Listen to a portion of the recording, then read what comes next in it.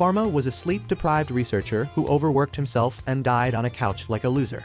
However, he got isekai'd into a fantasy world as a noble with divine powers. But when he opened a clinic to cure people, he ended up rizzing them so bad that they came back hoping to taste his vitamin D. After his death, he awoke in the body of the youngest son of the Dematicis family, which left him confused. However, his maid in this new world, Charlotte, explained that he had been struck by lightning. With this revelation, Pharma figured that overworking himself had gotten him isekai'd behind Truck Kun's back. After helping him remove his bandages, Charlotte noticed strange marks on his arms and panicked. He tried to explain that the marks resulted from being struck by lightning, but she was convinced they were holy marks of the god of medicine and began to pray. Following this, she took him on a tour of the manor, telling him about his family and how they were a house of royal pharmacians and practitioners of divine arts. Assuming his memories had been fried by lightning, Charlotte warned that unless he remembered how to use his divine art, he would be driven out of the estate because the ability to use divine arts was the mark of nobility. Without it, he was nothing but a commoner. After this, Pharma returned to his room, worried that he'd never be able to use his divine arts. However, after creating a mental image of the water molecules, he's able to use water magic. Fascinated by what he'd just done, Pharma went on to create simple substances and compounds by just picturing their chemical structures. However, he erased them when Charlotte entered the room. She took him to the study, and as he flipped through a medical book, he was surprised to learn that the medical knowledge of that world was stuck in the medieval age. Later, he joined the rest of his family for dinner, and while they ate, his father informed him that he would return to learning with his tutor, Eleanor, since he had recovered. Pharma met Eleanor the next day, but the woman was suspicious of him and pointed out that he spoke and acted differently. Thankfully, Pharma convinced her that it was because he was still recovering from the lightning incident. Hearing this, she decided to teach him how to use his divine arts properly. During the lesson, she taught him that each noble had a guardian deity, and that the guardian deity of his family was the Panactheos. As their lesson continued, she took him to a riverbank to practice his divine art, and things got out of control when Pharma tried to make a water spear. Shocked, Eleanor checked the level of his divine power using a divinometer and freaked out when it overloaded. Pharma tried to understand what the big deal was, but she ignored his questions because she noticed the glowing marks on his arms. Like Charlotte, she referred to them as the Panactheos' holy marks, but warned him never to show them to anyone. On their way back to the estate, they stopped to take a break, so Pharma tried to cheer her up by asking her to use her hands as glasses. While doing that, he accidentally activated his divine eye, which allowed him to see that Eleanor had a sprained finger.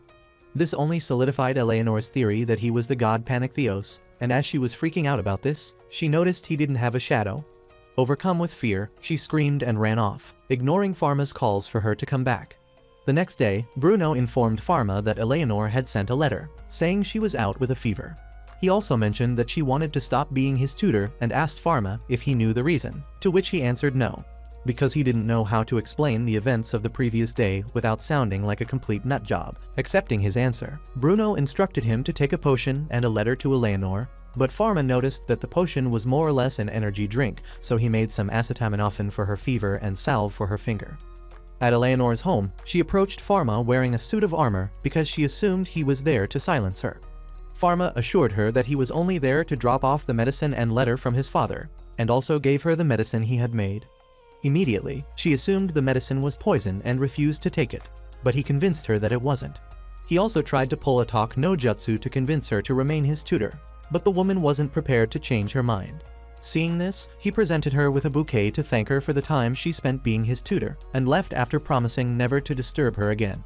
Alone, Eleanor contemplated whether or not to take the medicine Pharma made. She was prepared to toss it in the bin, but changed her mind because Pharma was just a harmless boy, so there wasn't any need for her to be afraid. The next day, she showed up at Pharma House still dressed in her armor and told Pharma that she would continue being his tutor. Pharma asked what she needed the armor for, and she said it was for her protection since he was now one of those overpowered MCs. Grateful, Pharma thanked her for coming back, but she told him that she was the one who was thankful because the medicine he made had worked better than any drug she'd taken before. With that said, she announced that their training arc would take place at an uninhabited island so that his powers would remain a secret. On the island, Eleanor demonstrated the spells and instructed Pharma on what to do, but he still couldn't control his powers. However, she assured him that with time, he'd learn to control his arts and promised to keep teaching him. Later, Pharma sat on the stairs in his family home, taking notes on the diagnosis he had made on some of the staff using his divine eye. While doing this, he learned that when full recovery was possible, the light disappeared, and when it wasn't, the light only dimmed. Following this, he decided to begin his free treatment scheme by making a remedy for Charlotte since he noticed she had dry hands. Using his knowledge and divine arts, he created a moisturizing cream and steroid salve and went to give it to Charlotte. The girl was delighted to receive the medicine and asked if she could share it with her mother and the other servants.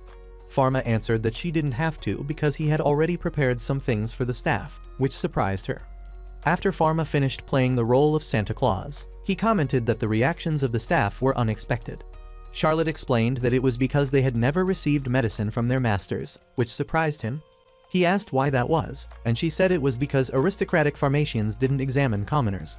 Even if they did, the commoners were too poor to afford their medicines. Hearing this made Pharma feel sad, so he said that going forward, he wanted to make medicine available to all those who needed it. Days later, when Pharma joined his family for breakfast, his father informed him that Blanche had come down with chickenpox and asked him to stay away from her for the next 3 weeks. However, he hinted that Pharma could see her because he had had chickenpox in the past, and warned him to be careful, as it was possible to get reinfected. Bruno's extensive knowledge about the disease impressed Pharma, as he'd assumed the people of that world had limited knowledge about diseases. After breakfast, Pharma went to the lab to prepare some acyclovir and valacyclovir to treat Blanche. Once the medicine was ready, he snuck into Blanche's room with it, and, after examining her with his divine eye, he convinced her to take the medicine by putting it inside a macaron. After taking the medicine, Blanche asked where he'd gotten it from because their father had said that chickenpox didn't have any medicine. Pharma was caught off guard by her question, but he quickly explained that he'd read about it in a new book and asked her to keep it a secret. The next moment, she began scratching her body, so Pharma told her not to do it, as doing that would spread the virus. Unfamiliar with the word, Blanche asked Pharma for an explanation, so he told her it was an evil spirit that was too small to see. This scared her, but he assured her that there was nothing to fear and promised to stay longer with her. A few days later, while Bruno examined Blanche, he noted that her recovery was quick, and the girl told him it was a secret. Later that day, Pharma made a handheld microscope so he could show Blanche what viruses and bacteria looked like. Just as he finished making the microscope, someone knocked on the door and informed him that his father was requesting his presence. Upon arriving at the study, Bruno told Pharma that their presence was required at the palace because the Empress Elizabeth was sick and needed urgent treatment. Pharma was shocked by his father's statement, but the shock cleared when he noticed his father's cough. He attempted to examine and diagnose him using his divine eye, but Bruno interrupted him, so he decided to leave the examination until after they visited the palace. When they arrived at the palace, they were greeted by Claude, the chief royal physician, who informed Bruno that the Empress's condition had taken a turn for the worse. They were taken to her room, where the other physicians waited, and Pharma watched his father perform some tests on the Empress. After carefully observing the results, Bruno went to speak with Claude and the astronomer, who informed him that the stars weren't aligned properly. This meant that there was no hope for the Empress to survive, so Bruno made a sleeping potion and asked the Empress to inhale it, assuring her that she would be fine. As Pharma watched on, he realized that they weren't trying to save her and were only doing what they could to lessen her pain. When he overheard Claude send for a priest, he became annoyed, so he used his divine eye to examine the Empress and discovered that her ailment was tuberculosis, or as they liked to call it, the White Death. In his world, it would have been an easy thing to treat, but in this world where medical knowledge was limited, he knew he'd be exposing himself to scrutiny. Just as he contemplated stepping in, the young Prince Louis burst into the room and rushed to his mother's side. His retainer, Noah, tried to convince him to let his mother rest, but the boy refused and held on to his mother. As the boy cried, Pharma approached the Empress and asked for her permission to treat her. He said there was new medicine for her illness, which shocked everyone and had his father asking if he didn't like his head anymore. When he tried pulling Pharma away, the Empress ordered him to stop and asked Pharma if he was sure the medicine would work. Pharma assured her that it would, so she entrusted him with her life and permitted him to prepare the medicine. After this, Pharma locked himself inside one of the labs in the palace, using ice to keep the door wedged and stop his father from entering. Tapping into his inner Einstein, he easily deduced that he needed at least 3 or 4 drugs to prevent the bacteria from gaining resistance. With that in mind, he wrote out the chemical structures of isonazid, pyrazinamide, ethambutol, and rifampin, combining them into one. As he began creating the drug, Bruno broke down the door and walked inside, demanding to know what Pharma was doing. Pharma answered that he was preparing the medicine for the Empress, but Bruno told him to stop being stupid. He said the White Death had no cure, surprising Pharma as he hadn't realized Bruno knew the exact cause of Elizabeth's illness. Bruno tried to convince Pharma to abandon his silly idea that he was going to save the Empress, but Pharma swore the medicine existed. He also told Bruno that he needed to take the medicine as well, shocking the man because he thought he had hidden the fact that his cough wasn't normal very well. Pharma then tried to get back to making the drug, but Bruno intervened, destroying the paper with the formula by using his divine arts.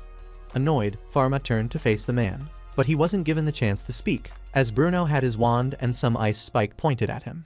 He demanded to know what Pharma was compounding, and when Pharma didn't answer, he assumed it was poison. Immediately, he tried to destroy the substance Pharma had already created, so Pharma stopped him by erecting an ice barrier. Bruno was left stunned once again, and this time he questioned who Pharma was, but Pharma couldn't explain the situation. Curious for answers, Bruno picked up Pharma's medical journal and flipped through it. He asked what they were, and Pharma answered that they were new medicines. He claimed he dreamed of them after getting struck by lightning, which was Cap, and Bruno would have thought so too had he not noticed Pharma's glowing marks. Intrigued, he assumed that the Panic-Theos had granted Pharma his blessing and wondered what in the plot twist was happening. His thoughts were cut off by Pharma, who pleaded with him to administer the drug to the Empress and claim he had compounded it so he could save face amongst the other physicians and pharmacists. Surprisingly, Bruno turned down his offer, saying the medicine one made was theirs to give. He added that since the Empress had staked her life on Pharma's medicine, he too must stake his life on giving it to her since he was the pharmacist. Pharma agreed with his words and dispelled the barrier so he could return to work. As Bruno watched Pharma work, he recalled the times he used to cry when he failed to make a compound as a child, so he asked if he was his son, and Pharma replied that he considered himself to be. A little while later, Pharma returned to the Empress's room with the medicine. Before administering the medicine to the Empress, Pharma pulled out his mini microscope along with the stain of the sample Bruno had taken from her. He asked the Empress to hold it up to her eye and peer through the hole towards some light. When she did that, she was astonished by the sight of the bacteria and handed the device over to Claude to see for himself. As all the court physicians and pharmacists were awed at seeing microorganisms for the first time, the Empress asked what they were. Pharma explained that they were called bacteria and were responsible for her illness. However, he assured her that if she took the medicine properly for half a year, she would recover. Hearing that it would take half a year for the Empress to heal completely, Claude voiced his complaints, but Elizabeth agreed to take the medicine. Pharma poured the medicine into 2 cups, one for the Empress and the other for himself, so he could prove he wasn't trying to isekai the woman. Once the Empress had drunk her own, Pharma addressed the room, saying that with a new medicine in their arsenal, they didn't have to worry about losing people to the White Death again. The people were overjoyed and, like any curious scientist, they began asking Pharma questions about the things they didn't know. That night, as Bruno and Pharma returned home, Bruno couldn't help but observe Pharma. He compared the boy before him with the boy he raised and concluded that they weren't the same people. When they arrived at the estate, Pharma pulled out another batch of medicine and asked Bruno to take it. At first, it seemed like Bruno wouldn't, but after making a long speech about the Panic-Theos and his blessing, he took the medicine. Pharma then asked Bruno to continue guiding him so they could pursue the path of medicine together, and Bruno happily agreed. 3 months passed, and Pharma and Bruno slipped into a comfortable relationship where they shared their knowledge on medicine. Bruno mentioned that the College of Medicine wanted the recipe for the White Death medicine to be made public. However, he made up an excuse as to why it couldn't be done yet. Surprisingly, Pharma told him that he planned to make the recipe public because he believed all useful knowledge ought to be shared with everyone. In doing so, others would share what they knew, and discoveries could be made by combining their knowledge. Bruno pointed out that not everyone would understand things from Pharma's point of view, as both his knowledge and beliefs were from a pharmaceutical perspective. This alone was heresy among the nobles, and they might try to silence him permanently, so he had to be careful. Switching the topic to the Empress's illness, Bruno mentioned that there were rumors that she had been targeted with the White Death. Pharma believed that the rumors were far-fetched because the probability of an infected person falling ill was about 10%. Bruno found this new information shocking, and when he asked Pharma if the Panic-Theos had revealed it to him, he said yes. To avoid further questioning, he excused himself to go see the Empress and yeeted out of the place faster than a guy who was almost caught cheating. When Pharma arrived at the palace, he was met by Noah, who pulled him aside to ask what kind of reward he wanted for treating the Empress. He said the woman was considering rewarding him for saving her life, so he wanted to know what he'd ask for. He assumed Pharma would be interested in wealth, power, territories, or even fame, but Pharma said he wanted to open a pharmacy. Later, while Pharma tended to the Empress, she admitted that while she lay hopelessly on her deathbed 3 months ago, she had fallen into the depths of despair. She said if it wasn't because he was as convincing as Captain Irwin, she never would have believed she would recover and would have never taken the medicine. What had saddened her the most about her illness was that she went from being the most powerful person in the Empire to being like Sakura. Now, she didn't feel like she was worthy enough to keep her throne and continue ruling her people. Instead of giving her a speech on how she would still slay as the Empress, Pharma asked who it was that needed her the most when she fell sick. Elizabeth answered that it was her son, Lucas, so Pharma advised her to think of things from a mother's perspective. He said the same way Louis loved and needed her was the same way the people of the Empire loved and needed her. His words made Elizabeth see things from a different perspective, and the feeling of worthlessness left as she laughed with Pharma. Before leaving, he advised her to treat her second chance at life better than she did the first because he intended to do the same. Several months passed, and the Empress, who was now fully recovered, sent for Bruno because she wished to discuss something about Pharma with him. A few days later, a ceremony was held at the palace, and Bruno took Pharma along with him. During the ceremony, the Empress granted Bruno the territory of Marcera, which was known for its medicinal herbs, as a reward for the role he played in her recovery. Pharma was also rewarded with a promotion from apprentice to royal pharmacist, and she also surprised him by permitting him to open a pharmacy in the capital. Days later, workers hired by the palace showed up at the Medicis family estate and informed Pharma that the Empress had ordered them to begin building his pharmacy. Eleanor also showed up and informed him that Bruno had instructed her to assist him. The men then told him that he'd have to provide them with a floor plan, so he did. One afternoon, while Pharma was inspecting the building site, the foreman asked what he wished to name the pharmacy. While muttering to himself, Pharma mentioned that he hadn't expected to have an isekai pharmacy, and for some reason, the foreman assumed that was the name he chose. So the store was named Parallel World Pharmacy, which Pharma thought was unusual, but Eleanor thought was unique. He tried explaining that he didn't want to stand out among the already existing pharmacies, but she told him that a run-in with the Pharmaceutist Guild was inevitable. As soon as the words left her mouth, a cholesterol storage unit named Vernon showed up and introduced himself as the head of the Pharmaceutist Guild. It was clear that he hadn't come in peace, but Pharma easily brushed off his jabs, making him look like a petty old fool. Pharma asked if he needed to join a guild to operate his pharmacy, and Vernon told him that they only offered membership to commoners. Pharma had expected this response, so he wasn't bothered, but Vernon seemed to take offense at that. He told Pharma that he was sure his goods would be as expensive as the new Dior collection, but Pharma assured him that everything in his pharmacy would be at low prices. This statement shocked Vernon, as he didn't believe the aristocracy knew the meaning of low prices, and when he started complaining about it, Eleanor stepped in. She told him that if he wanted to pick a fight, she'd gladly indulge him, and the scared fatso ran away without arguing. Days later, the pharmacy was finished, and after checking to see that they had everything they needed, Pharma mentioned that he needed someone to handle their finances. Charlotte volunteered to do it, but Pharma told her that they didn't need a clown. The girl kept insisting that she could be useful to them, so to appease her, he hired her to be the errand girl. When he arrived home later that day, he met Blanche and some of the staff members in the hallway, looking as if someone had died. Curious, he asked what happened, and Cedric informed him about his impromptu retirement, which surprised him. It turned out that Bruno had more or less given Cedric the boot because his knees were on the verge of ghosting him. Upon hearing this, Pharma offered to treat Cedric, promising that after the treatment, he'd be fine. However, he said he had to come work for him. Once Cedric agreed, Pharma rushed to his father's study to inform him that he'd be poaching Cedric, and surprisingly, the man seemed chill about it. He gave Pharma a chest full of money and told him to use it for his pharmacy, stating that with Cedric in his employment, he didn't have to worry about his money going missing. It was at that moment that Pharma realized that his father had set everything up so he'd hire Cedric, and he felt grateful. Sometime later, Pharma officially opened his store, and his opening speech was received with mixed reactions. Some of the commoners, including Vernon, thought he was just some trust fund kid playing house with his daddy's money, while others were intrigued by him. A month later, business wasn't moving as expected, so Pharma wondered out loud how to transform the place from a ghost town to a thriving business. Eleanor assured him that it was normal for new businesses to have a slow start, especially one owned by an aristocrat. She said commoners tended to avoid them like they carried the plague, and the aristocrats preferred to place orders instead of venturing into the stores. During their tea break, Charlotte walked in with the results of the survey she conducted among the commoners to find out why they weren't visiting the store. The most common response was that they found the imperial seal outside the building scary. The second was that most of them were afraid of offending Pharma since they knew nothing about etiquette. The third was about their clothing, as they believed their rags were an inappropriate attire to be worn inside such an establishment. The fourth was about the intimidating-looking guards posted outside the store. The fifth was that the people didn't trust that an underdeveloped man like Pharma would be knowledgeable enough about medicine.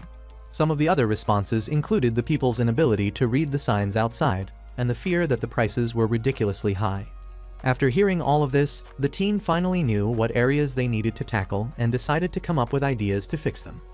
Later that day, Jean, the pharmacy's only regular customer, dropped by to get some sailor candies. While Pharma prepared his order, the man helped himself to some water and commented on how refreshing it always was. Pharma asked if he went out to sea often, explaining that the sailor candy he always bought contained vitamin C to help prevent scurvy. Jean didn't respond to Pharma's question and made up an excuse to leave the shop quickly. Surprisingly, Pharma didn't think his behavior was unusual and bid him farewell, saying he'd see him again. However, when Pharma stepped outside the pharmacy, he spotted Jean conversing with some men and wondered who they were. Before he could decide whether or not to approach the group, his parents showed up in some very obvious disguises.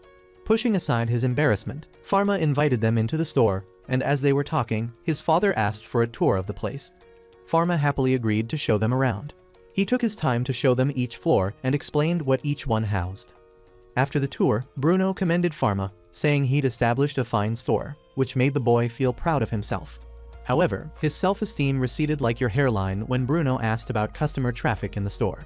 Pharma admitted that although some nobles and merchants patronized them, the commoners had refused to even set foot in the store. After hearing this, Beatrice suggested that Pharma start selling cosmetics to aristocrats. She explained that if they became popular among the aristocrats and the commoners found out that the prices were affordable, they would swarm to the store like bees. Pharma considered this suggestion carefully and, after recalling the time in his previous life when he worked with a cosmetics company to test their products and conduct safety evaluations, he decided to do it. Bruno immediately made it known that if Pharma intended to take his mother's advice, he wasn't allowed to deal in white face powder. He explained that the excessive and continuous use of the white powder led to the deaths of those who used it, but his wife argued that he was being paranoid. Pharma, on the other hand, was impressed by Bruno's deductive abilities, as it was true that the white powder contained harmful heavy metals that often caused death. Bruno also mentioned that some women had turned to bloodletting to achieve naturally pale skin, and he thought it was the most foolish thing they could do. His wife said she understood why those women did it, but he told her that she didn't need to join them because she was already beautiful. Watching his parents act like dumb teenagers in love made Pharma cringe, but thankfully, he was saved by someone coming into the store. The man explained that his mistress had collapsed inside their carriage, so Pharma asked him to take him to her. When he got to the carriage, he noticed that the lady in question looked pale. However, she was still able to converse and answer questions properly. Using his divine eye, he checked to see if she had any undetected symptoms and saw that she was as healthy as a horse. This left him perplexed, but when he noticed some scarring in her arm, he realized that she was one of those women who turned to bloodletting. After her treatment, the girl explained that she'd turned to bloodletting because the man she loved rejected her, and she was hoping to win him back by getting paler skin. Pharma and Eleanor then explained the risks of bloodletting to her, after which Pharma gave her some medicine and told her to stop using white powder. The girl, Chloe, said she couldn't stop using white powder, so Pharma asked her to return in a week to collect a safer replacement for the powder. During the week, Pharma tried on the prototype cream he made for Chloe, and when his team saw him, they laughed and asked if he was trying to become a mime. They also asked if it wasn't harmful to his skin since his father had warned that white makeup was bad. Pharma explained that his cream didn't contain the harmful substances usually found in the white powder, so it was safe for him to use. Eleanor was surprised to learn that lead and mercury could cause so much harm and suggested that Pharma speak to the Empress to ban cosmetics containing them. By the end of the week, Chloe returned to the pharmacy, and Pharma presented her with the makeup he had prepared for her. Initially, Chloe was skeptical about using them. However, after they convinced her to try them, she was amazed by how good she looked. As time went by, Pharma's makeup set became popular, and women trooped into the store daily to purchase them. The only problem with this explosion in sales was that they couldn't keep up with the demand. One afternoon, Chloe dropped by with her friends and was disappointed to learn that the cosmetics had been sold out. However, after Pharma explained the problem they were having with supply and demand, she proposed that he open another store to cater to the cosmetics. She offered to finance the store and hire all the staff, promising that Pharma would still be the sole proprietor. Cedric advised Pharma to take her offer, and thus, the Medique Cosmetics store was opened a few weeks later. True to her word, Chloe hired skilled staffers who were all pharmacists who had lost their jobs because of childbirth. Hearing this, Pharma asked her to implement maternity and family leave, so that the woman didn't have to worry about being out of the job because they had to tend to family issues. Days later, Charlotte conducted another review, and this time all the responses were positive. Later on, Pharma took some of the cosmetics to the Empress, and after she tried out the new medicinal lip gloss he brought, they sat down for tea. Pharma thanked the Empress for taking his advice and banning the use of white powder and other cosmetics containing harmful substances. Elizabeth warned him to be careful, as the stores that sold those banned products were on the verge of collapse and might try to harm him for putting them out of business. To this, Pharma expressed his wish to disclose the production process of his cosmetics to the public.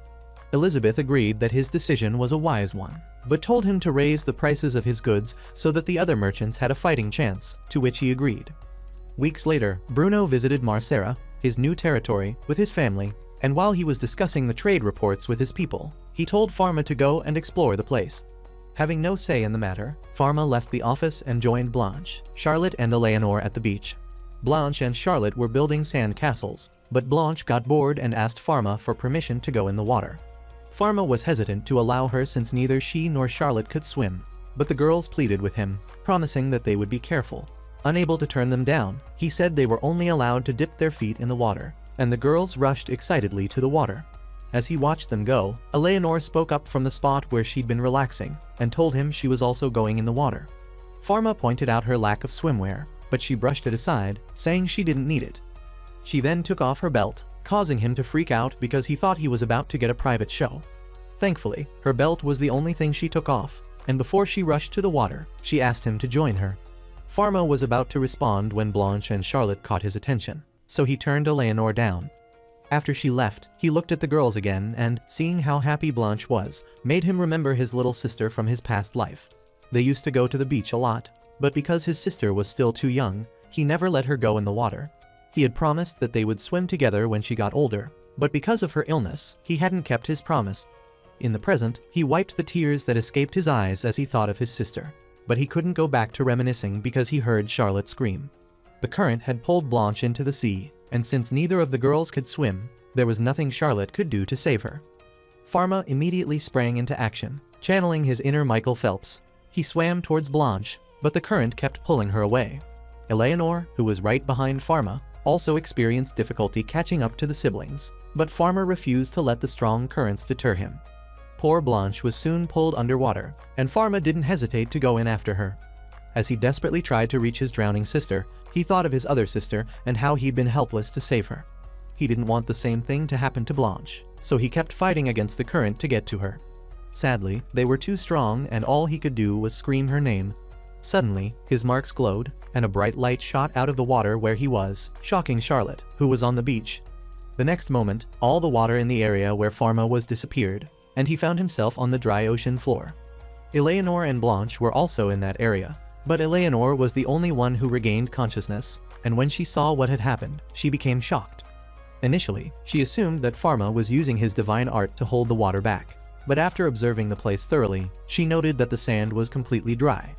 By the time they got to shore, Blanche had regained consciousness, and she cried as Pharma held her. Eleanor asked what the nature of the power he'd used was, and he said it was probably a negative attribute divine art. Eleanor told him it wasn't, explaining that a negative attribute decreased the amount of a substance, but what he'd done was remove all the water from the area they were in. Her words shocked him, but there was nothing he could do to disprove her, and when he noticed Charlotte looking at him with fear, he realized that he had exposed himself. Just then, Eleanor commented on how incredible what he'd done was and said that he did an amazing job saving Blanche. Hearing this filled him with relief because even though he couldn't save his sister in his past life, he'd done so in his new life. That night, he sat in bed thinking about the incident and realized that if he'd been careless, he could have hurt Eleanor and Blanche. Just then, Charlotte came to check if he needed anything before turning in for the night, and he told her that he didn't. The girl then turned to leave, but stopped to look at him again and brought up the incident. Pharma apologized for scaring her, but she asked if he'd replaced his brain with seawater, and said that what he'd done was the most heroic thing she'd ever witnessed. She then apologized for not going after Blanche when the currents carried her away, but Pharma told her that she'd done nothing wrong. He said he was glad that she remained on the shore because if anything had happened to her, he wouldn't have forgiven himself, as he considered her to be as important as family. Hearing this Dominic Toretto wannabe say these words to her made Charlotte happy, and she thanked him with tears streaming down her face. Meanwhile, the reports of what Pharma did on the beach reached the temple, and Salomon, the head inquisitor, ordered that he be found so they could eliminate him. Days later, after Pharma returned to the capital and reopened his pharmacy, he talked to Eleanor about how packed the place was. They were in the middle of their discussion when he noticed two cloaked individuals standing at the corner of the room. Believing them to be new customers, Pharma approached them to see if he could assist them with anything, but they glared at him and walked away without saying anything. The next morning, after the guards changed shifts, a blindfolded horse pulling a cart full of sediment charged and crashed into the pharmacy. The incident was immediately reported to Bruno and Pharma, and Bruno ordered that an investigation be carried out. When he asked Pharma if he had any suspects in mind, Pharma's mind immediately went to Vernon and the priests. However, since he didn't have concrete evidence, he decided against telling his father. Later, when he arrived at the pharmacy, he saw the workers trying to clear the place and rushed to ask Cedric for an update. The two then walked inside together, and Cedric used his divine art to purify the place, but said they still had to manually remove all the sediment. While they were discussing, Jean showed up with tattooed Giga Chads, and after he said they had come to help with the cleanup, Pharma expressed his gratitude to them. As the men went to start working, some members of the community came to lend a hand, and Pharma thanked all of them from the bottom of his heart. While the cleaning was ongoing, a woman rushed into the premises and asked Pharma to come and help her father, who had suddenly fainted. They rode to the countryside and walked to an open field, but when Pharma turned to question the woman, he discovered that she'd vanished. The next moment, he was approached by the temple priests and Salomon, who asked if he was the one who erased the sea in Marcera. When Pharma failed to answer, Salomon revealed that they were inquisitors from the Holy Kingdom. This made Pharma recall the day Eleanor taught him about the temple and its significance. She said the temple was the largest international religious group in the world, and that they were responsible for ascertaining a newborn's guardian deity as well as granting them their aristocratic status. They were also responsible for selecting each nation's ruler and providing them with their wands and crowns. She also talked about the office of the Inquisition, saying they were a group of ruthless elites charged with eliminating evil spirits and heretics who abuse their divine arts for personal gain. Back in the present, Salomon introduced himself to Pharma and asked him to step back. To avoid trouble, Pharma did as he was asked, and the priests attempted to trap him in a binding circle. To their surprise, it didn't work, and Pharma said it was because he wasn't an evil spirit, but they refused to believe him. One of the priests attacked him with divine fire, hoping to make him reveal his true form, but Pharma countered the attack by creating a nitrogen barrier and removing the oxygen to extinguish the fire. Another priest attacked him with ice, but Pharma proved he was the plot by eliminating the water. Shocked, Salomon ordered that they forget about capturing Pharma alive and annihilate him right there. Following his command, the priests attacked Pharma at the same time, but the homeboy protected himself with an ice barrier. Realizing that they wouldn't back down or listen to reason, he decided to show them a glimpse of what he could do. Before the priests could create a defensive barrier, Pharma hit them with a gust of wind and blinding light, causing Salomon to fall off his horse. Worried, the other priests dismounted their horses and rushed to Salomon's side. However, they became immobile when they noticed the large block of ice hovering above Pharma, who was in the avatar state. Just then, Salomon noticed the mark in his arm and said he'd been a blind fool for failing to see what was before him. According to him, Pharma had no shadow because he was the god Panikthios. Immediately, the other priests got on their knees and apologized to Pharma. Salomon attempted to end his life to atone for what he believed was a grave sin, but Pharma stopped him before he could pierce his throat with a knife. He told Salomon that he didn't want anyone to get hurt for his sake and used his divine eye to ascertain how hurt Salomon was. Once he discovered that it was an open fracture, he contemplated and weighed his options before deciding to perform the first aid treatment himself. He created a stone table and ordered the priests to put Salomon on it, after which he asked them to send for a carriage. A tent was then placed around the stone table, and before Pharma began the procedure, he explained the process to Salomon as best as he could, asking for his consent. Once Salomon gave it, Pharma got to work by first performing a spinal tap to eliminate the pain and using a chunk of ice to confirm that it worked. Salomon was amazed by this and wondered if it was one of the guardian deity's miraculous feats. Ignoring his words and misconceptions, Pharma continued with the treatment, and when he finished, he went outside to inform the other priests. He told them that Salomon's life was no longer in danger and asked them to take him to the temple. The grateful priests asked how they could repay him, and Pharma told them to keep what they had witnessed a secret. Months later, Salomon, who was now the new bishop of the temple in the city, paid a surprise visit to the pharmacy. He came bearing gifts, and after giving Eleanor and Charlotte a box of treats, he turned his attention to Pharma. He thanked the young proprietor for saving his life and apologized for all the trouble he caused by going after him. He then revealed that to ensure that he could be in service to Pharma, he underwent countless procedures and backed the bishop. He also revealed that he'd stopped the rumors about the shadowless heretic boy in the capital. Changing the topic, Pharma asked why he came with more guards than he needed, and Salomon asked him to give him some of his time. To accommodate the bishop, the pharmacy was closed early for lunch, and Salomon presented Pharma with a wand which had been kept in the temple for years. He said its name was Panek Rabdos, and Pharma asked if it was okay for him to have it. Salomon assured him that he could and encouraged him to pick it up, so Pharma did. The next moment, the wand glowed, and Salomon happily announced that the wand had acknowledged Pharma. Eleanor was so entranced by the glowing wand, and when Pharma noticed, he asked if she wanted to hold it, to which she responded yes. However, when he tried to hand it to her, the wand fell through her hands like they weren't there. Salomon then explained that the wand was not of their world, and that only guardian deities could wield it. This made Eleanor start teasing Pharma, but he told her to cut it out, as he wasn't a god. Just then, he noticed something and asked Salomon if the wand could float, and Salomon told him that it could. Intrigued, Pharma tried it, and when he sat on it, Eleanor told him that he looked like he was ready for a game of Quidditch. A little while later, Salomon bid Pharma farewell, but before leaving, he gave Pharma a talisman which suppressed divine power, and Pharma was happy to finally have a shadow. After Salomon took his leave, Pharma joined Charlotte and Blanche, and the trio went shopping in the city. As they walked around, Pharma overheard a woman inquiring about the medicines he made from another store.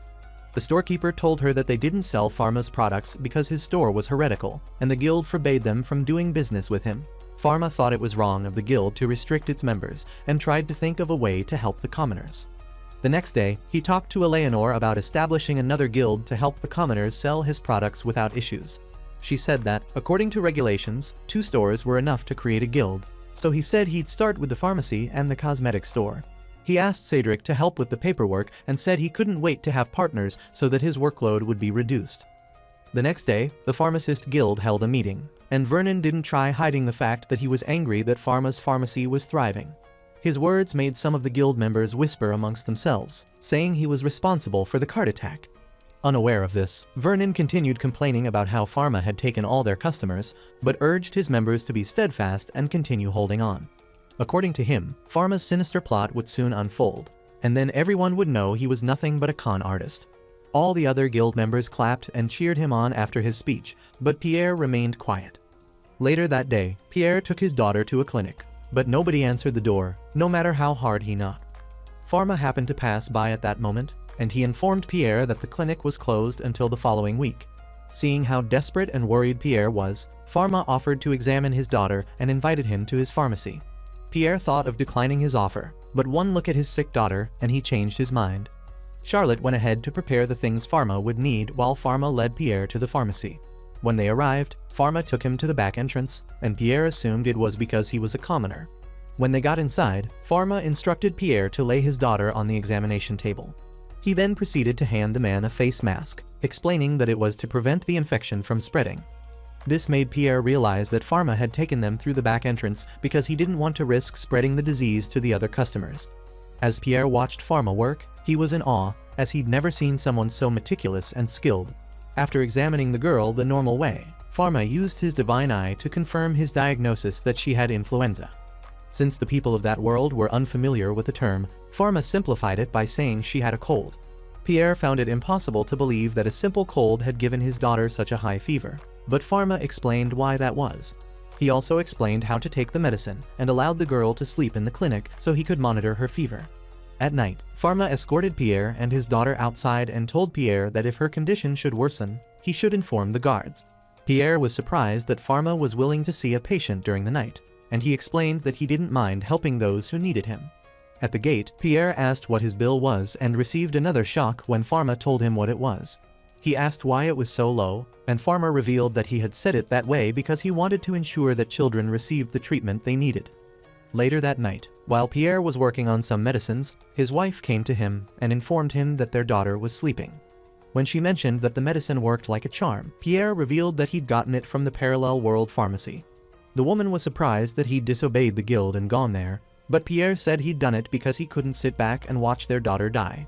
He then began singing Pharma's praises, telling his wife how skilled and unique the young pharmacist was. He said if he could incorporate a fraction of what Pharma knew into his business, he would thrive, but acknowledged that going against the guild would put him out of business. Feeling her husband's frustration, the woman asked him not to make any rash decisions, as they still had a lot of debts to pay, and Pierre assured her that he knew what was at stake. However, he couldn't help but cry and lament the fact that following the guild's rules meant that if she or their daughter fell seriously sick, he wouldn't be able to do anything for them. During the next guild meeting, Vernon continued with his verbal vendetta against the parallel world pharmacy, proving that he was the biggest hater to walk the earth. He complained about how their sales were increasing, while their sales were dropping by the day.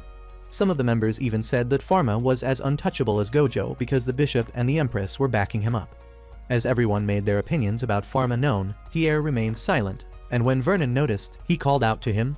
Pierre was hesitant to say anything, but Vernon insisted that he wanted to know his opinion, so he opened up. He asked if any of them had ever set foot inside Pharma's establishment, and they answered that they hadn't. He told them to consider doing so because it would help them understand why Pharma was thriving and they were failing. He revealed that he'd taken his daughter there to get treated and told them about how Pharma treated everyone equally. Vernon wasted no time telling Pierre that he was falling for Pharma's twisted propaganda, but Pierre swore that Pharma had no hidden agenda. Still, Vernon argued that all aristocrats were the same heartless and selfish, and said that they treated commoners worse than the way Frieza treated Saiyans. Vernon then mentioned that the nobles refused to help him in his time of need, revealing that his hatred for them was because they let his son die. As far as he was concerned, all nobles were cut from the same cloth and sooner or later, Pharma would follow in their footsteps. He said that unless they got rid of Pharma and his establishments, they wouldn't have anything left to their names. Pierre didn't agree with his views and tried to convince the guild members to join hands with Pharma instead of fighting him. Vernon interpreted his words as if he were going against them, so he branded Pierre a traitor and told him to leave the guild. As a result of getting kicked out of the guild, Pierre's shop was smashed up, and all his goods were taken. As he sat in front of his store, mourning his loss, Pharma and Charlotte walked by. He sympathized with Pierre over the loss of his license and goods, and Pierre shared his plans to move to another country to restart his business. It turned out that the only way commoners could run their businesses was if they were part of a guild, and since the Pharmaceutists Guild had expelled him, he had to leave. After hearing this, Pharma asked Pierre if he'd like to join his guild because the Empress had permitted him to start one. Pierre became emotional after hearing this, and he thanked Pharma for giving him another opportunity. Sometime later, Pierre reopened his store and was surprised to see how many people showed up because they had heard he was partnered with Pharma. Pierre was overjoyed and happily welcomed everyone to the grand reopening of his pharmacy. Days later, Bruno dreamed of the past when his friend and fellow pharmacist, Camus, was found guilty of being a heretic by the Inquisitors. Before he was taken away, Bruno spoke to him, asking why he'd conducted gruesome experiments on humans. Camus wasn't remorseful about what he'd done, and he even defended his actions, saying that for as many people who died, more were born in their place. Bruno was appalled by the man before him, but Camus promised that he would one day come to understand why he did what he did. Bruno awoke with a start, and as he sat up in bed, he kept repeating the same question why. Later that day, while the Medici family was in the dining room, Simon came in with a letter from Pal, and after Bruno read it, he asked Pharma to come meet him in the study later. As per Bruno's request, Pharma met him in the study, and Bruno informed him that the annual fair was to take place the following month. He said that merchants from all over the world gathered at the Imperial City for the month-long affair to sell their goods. However, this year, they had to tread with caution because of the disease Pal mentioned in his letter.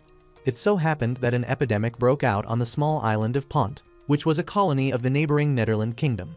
According to Pal's letter, about 1,000 people died from the deadly disease, and they were yet to determine the source or find a cure. A group of researchers at Pal's university took back some samples to study them, but 2 of the researchers died while studying them. Bruno said that the deaths of the colonists ended the epidemic. However, merchant ships from the Netherland Kingdom containing goods from Pont Island were headed there. If they were allowed to offload their possibly contaminated cargo at Marcera, Bruno feared that the disease might make its way to the Empire. Understanding his father's fears, Pharma asked if the samples taken from the island or the remains of the dead researchers were still available. Bruno informed him that everything had been incinerated to prevent further contamination, and Pharma agreed that it was for the best. However, he couldn't shake the feeling that something was wrong, and when Bruno explained how the researchers had fallen ill and died, he became even more worried. He asked Bruno to tell him everything Pell said in his letter concerning the disease, and Bruno confirmed that sketches of the sample were taken after they were observed under a microscope. Feeling hopeful, Pharma told Bruno to ask Pal to send copies of the sketches to him. Meanwhile, at the palace, the Empress was in a meeting with her advisors, and they informed her that the number of deaths from diseases had reduced by 20% over the past year. Credit was given to Pharma's pharmacy and his compounding pharmacy guild, and Elizabeth said she ought to reward Pharma for it. She suggested making him an archduke, but her advisors told her that he was still too young to hold that position. It was then agreed that Pharma's reward would be decided on a later date, and they returned to their meeting. While her advisors discussed, Elizabeth told herself that Pharma wasn't an ordinary boy. She was sure he was possessed by a powerful being and vowed to find a way to support him so that his work wouldn't be affected. Later at the pharmacy, Pharma told Eleanor about what he'd learned that morning from Bruno. They were still discussing it when Charlotte arrived with a message from Pal. One look at the sketches and Pharma confirmed his fears the unknown disease was the Black Death. Following this discovery, Pharma made preparations to detect and contain the disease before it had the chance to spread. He sent people to Marcera with strict instructions on how to handle those coming into the port. After the people left, he and Eleanor went to speak with Bruno to ask for assistance.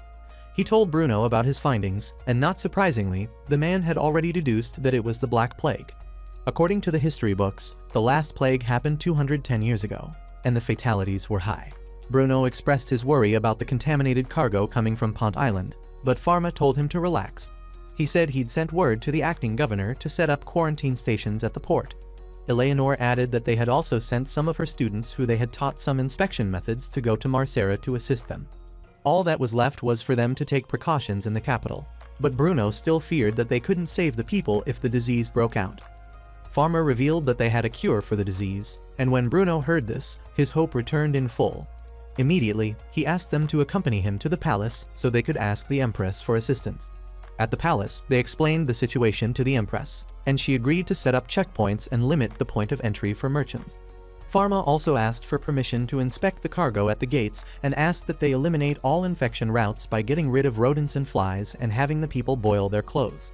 Without skipping a beat, Elizabeth ordered that the edicts be sent out, and when Bruno thanked her for listening to them, she said it was her duty to protect her empire and subjects.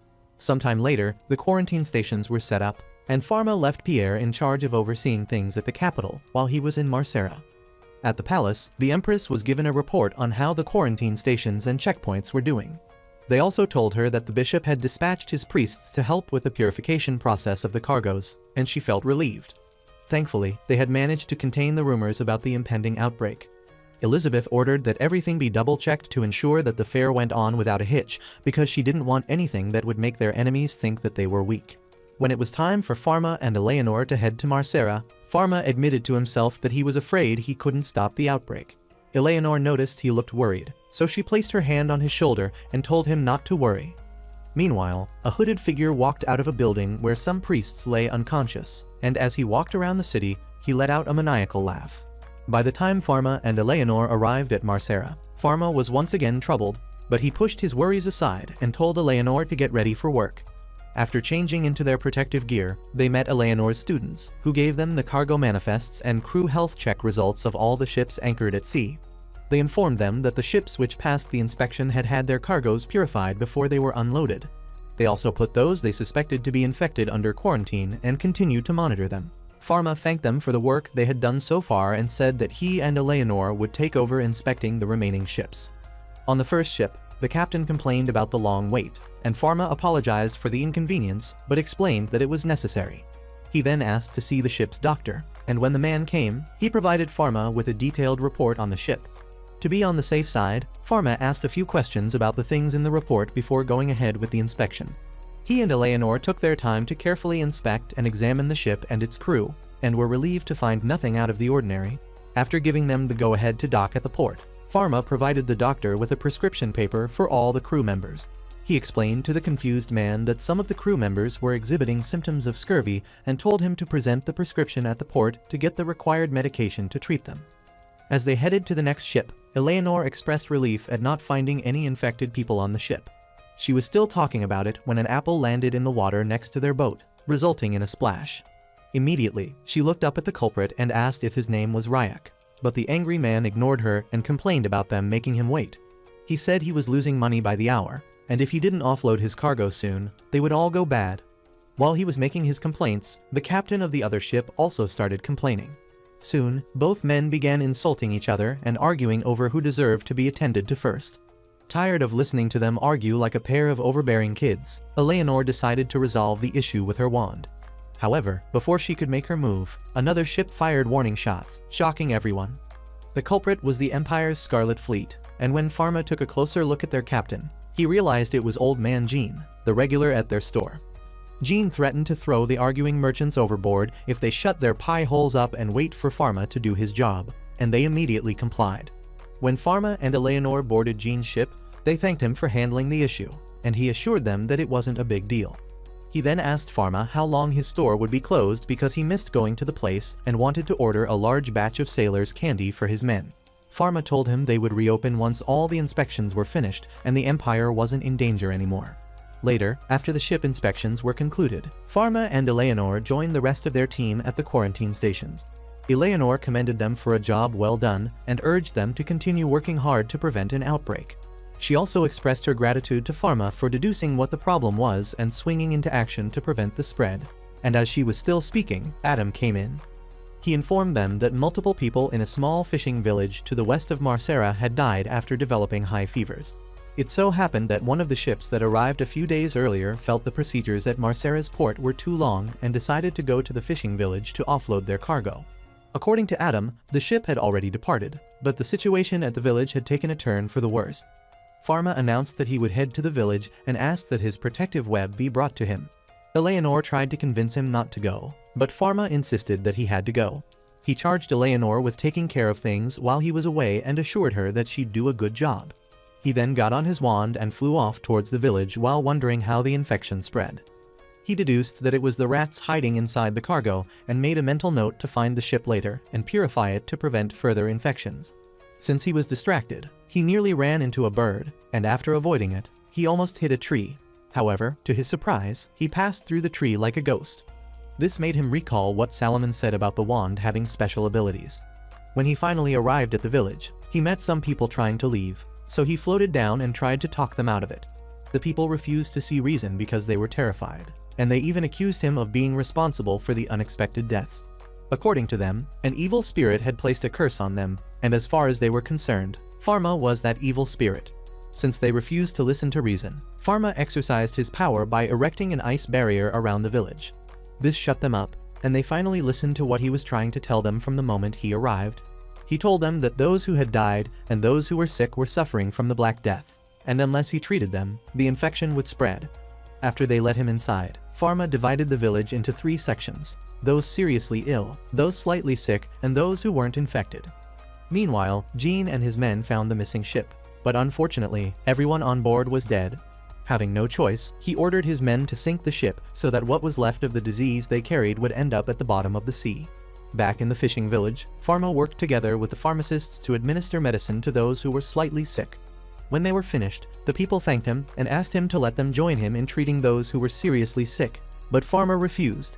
In the capital, at the Imperial School of Pharmacy, Professor Casper tried to offer assistance to her fellow professors, but they turned her down. They didn't want anything to do with her since she was close to retirement, and they didn't think her research on molds was important. Already used to their hostility, Casper returned to her lab to continue her research. Her assistant complained about the ill treatment she received from her colleagues, but Casper assured her that she was fine. Just then, someone knocked on the door and informed her that her presence was needed in the president's office.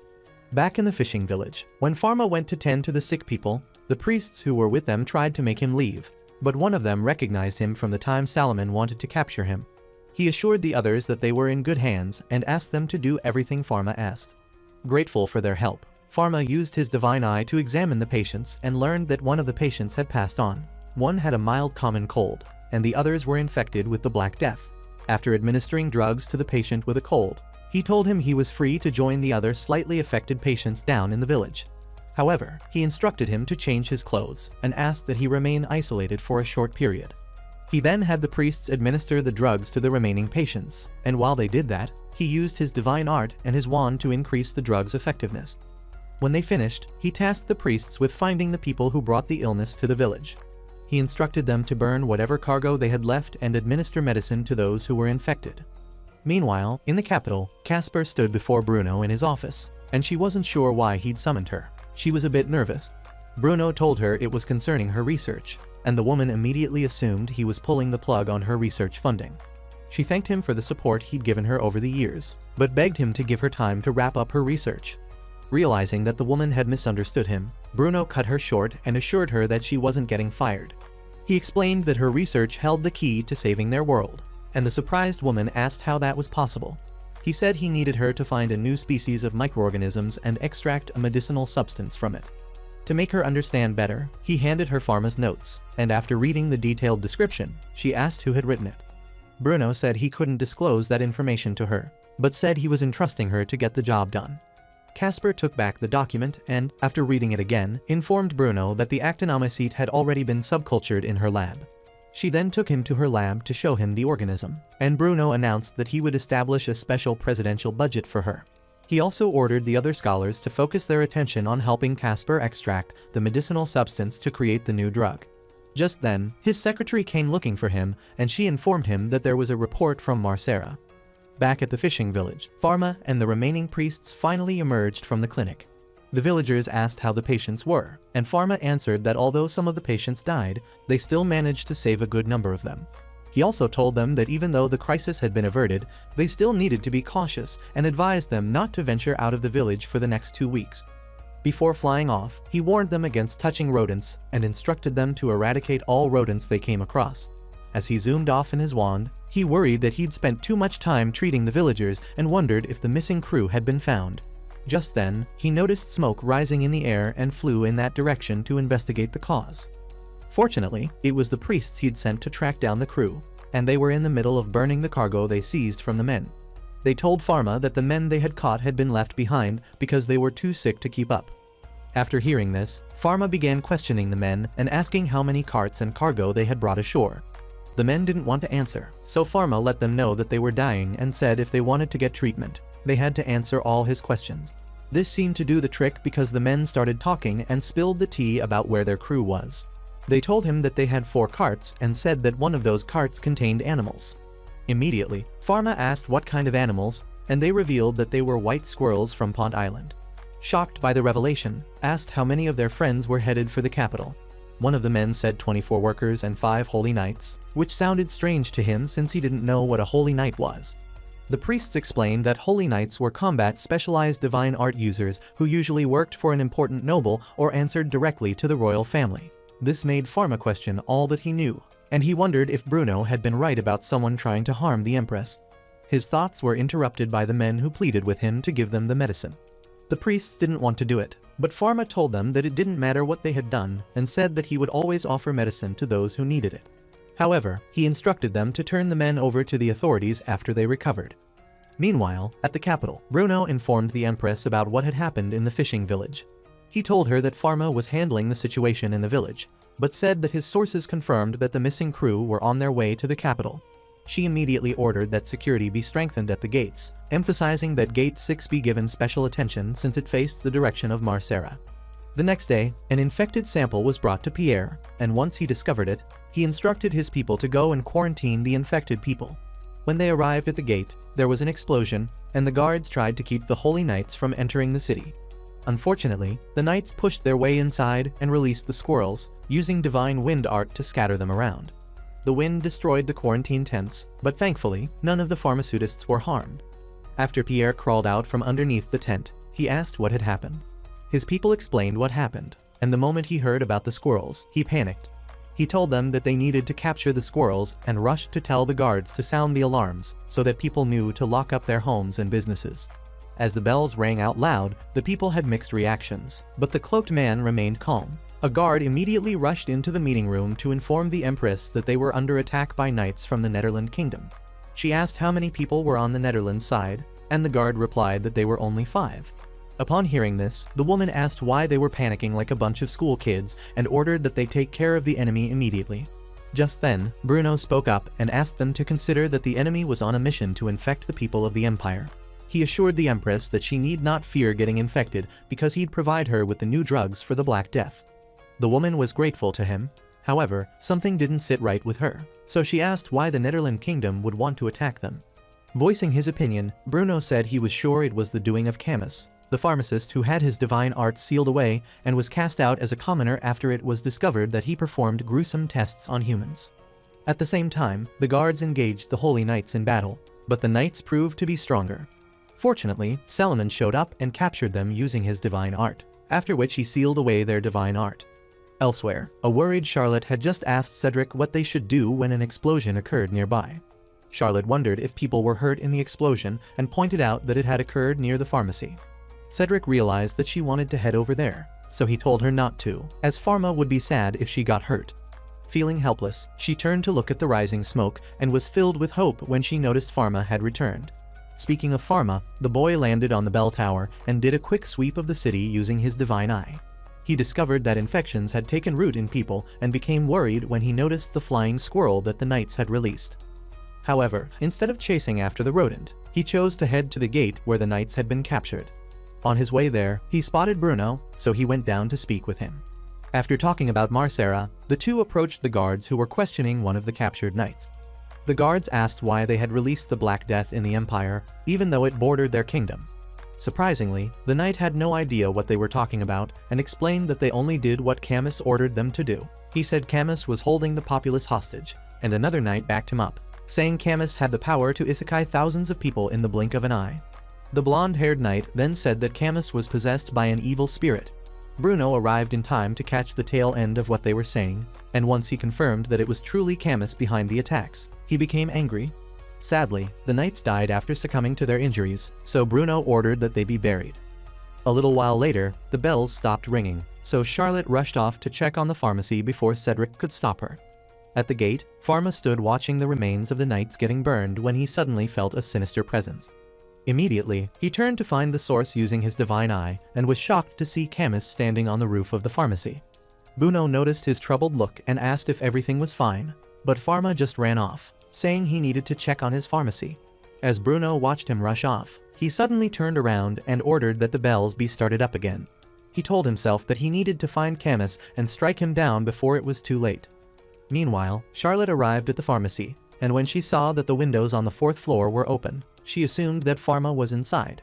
Cedric arrived just as the bells started ringing again, and the two wondered if another enemy had shown up. Choosing not to worry about that for the moment, Charlotte suggested they go inside, so Cedric unlocked the door. However, as Charlotte rushed inside, it suddenly dawned on him that something was wrong. He called out to Charlotte to wait for him, but the girl was too fast for her good and rushed to Pharma's lab. When she got there and didn't find anyone, she became confused, but instead of leaving, she decided to go close the window. Cedric came in before she could do that, and as he began scolding her for rushing off, he was stabbed by Camus. Charlotte became frozen with fear and didn't try to run as Camus approached her. Pharma arrived shortly after, and when he noticed that Camus was in his lab, he wondered what business he had there. Bruno arrived before he could rush inside, so they decided to go in together. Upon reaching the lab, they found Camus standing in a corner while Charlotte and Cedric were on the floor where he'd left them. Camus commented that he could sense a powerful light, but before he could do anything, Bruno attacked him. Pharma rushed to check on Cedric and Charlotte and discovered that they had been stabbed with a poison knife. While Bruno fought Camus, Pharma tried to determine which poison was used on his friends, and he soon discovered that it was more than one. Bruno was soon overpowered by Camus, and the evil spirit turned its attention to Pharma. As he approached him, he grabbed a jar of poison and began spewing a lot of rubbish about the beauty of life and whatnot. Eventually, he attempted to attack Pharma with the poison, but Pharma eliminated it. He then stood up and angrily told Camus that he was incurable, and Camus asked what he intended to do about it. In response, Pharma punched him in the face, and Camus angrily asked why he couldn't see and appreciate his ideas. He said Pharma was like him and said they were the only ones who could appreciate the truth of the world. The next moment, he tossed 2 jars of poison at Pharma, but the boy eliminated them. Annoyed that he failed again, he taunted Pharma, saying that he would end up like him because people would never understand or appreciate him. Pharma said he didn't care about that because all he wanted to do with his power was heal people. He then channeled more energy into his fist and punched Camus out of the building and into the courtyard. As Camus lay on the ground, Pharma jumped out of the window and stabbed him with his wand. Camus screamed in agony as he was purified and vanished, leaving behind a colorful light that Salomon recognized as the after effects of the cleansing sanctuary spell. Charlotte, Cedric and Bruno came downstairs after everything had settled, and the teary-eyed Charlotte went to hug Pharma to welcome him home. As the days progressed, Pharma treated Charlotte and Cedric's wounds, bringing them back to full health. Eleanor finished up with the inspections at the port, preventing an influx of the disease into the Empire.